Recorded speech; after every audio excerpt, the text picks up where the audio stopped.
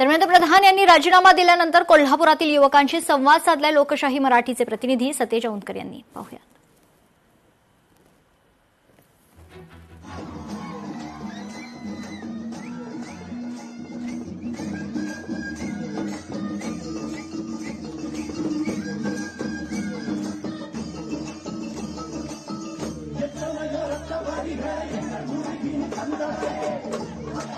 देशभर आंदोलनं सुरू आहेत. ही आंदोलनं म्हणजे नीट परीक्षा असेल, इतर परीक्षा आहेत, त्यामध्ये जो घोटाळा सुरू आहे त्याच्या निषेधार्थ ही संपूर्ण आंदोलनं सुरू आहेत.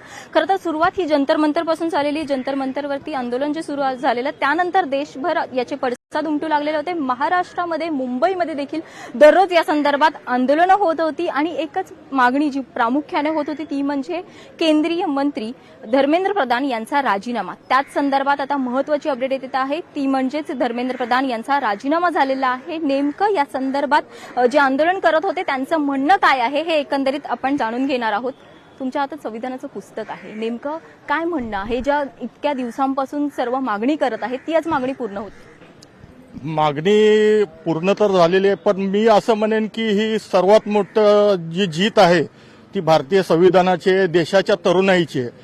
तरुणाईने आज दाखवून दिलेलं आहे की तरुणाई आणि भारतीय संविधान हे जेव्हा एकत्र येतात तेव्हा काही होऊ शकतं, काही बदल होऊ शकतात देशामध्ये. धर्मेंद्र प्रधान यांनी राजीनामा दिला ही गोष्ट त्यांनी अगोदरच, जेव्हा 26 दिवस अगोदरच त्यांनी राजीनामा द्यायला पाहिजे होता, किंवा त्यांनी ऍटलिस्ट जी आंदोलनाला लोक बसली आहेत त्यांच्याकडे तुम्ही चर्चा करा, किंवा तुम्ही कोणाला ग्रँटेड घेऊ शकत नाही. आणि आताच्या ह्या दुनियेमध्ये तुम्ही जेनझीला तर तुम्ही बिलकुल ग्रँटेड घेऊ शकत नाही आणि कोणालाच ग्रँटेड घेऊ नका. ज्या मुलांचे जीव गेलेले आहेत त्यांना हा जस्टिस मिळालेला आहे आणि जे हार्डवर्क करतायत एक महिन्यापासून की धर्मेंद्र प्रधानांचा राजीनामा भेटला पाहिजे त्यांच्यासाठी हा विजयच असेल एक प्रमाणे.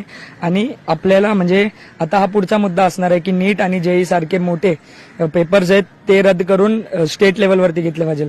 पेपर लीक हा एक प्रश्न नाहीये, तर पूर्ण सिस्टम बदलली पाहिजे. सरकारने शिक्षण व्यवस्थेवर काम केलं पाहिजे, फ्री एज्युकेशन दिलं पाहिजे. कारण आपण प्रायव्हेट सेक्टरमध्ये बघतो क्लासेस भरमसाठ अशी फीस मागणी करतात त्याची, तेवढं फीस देऊन सुद्धा मुलांना यश येत नाही. त्यासाठी ना पूर्ण सिस्टम चेंज झाली पाहिजे. लोकशाही मराठी ऐका, पहा, जागरूक रहा.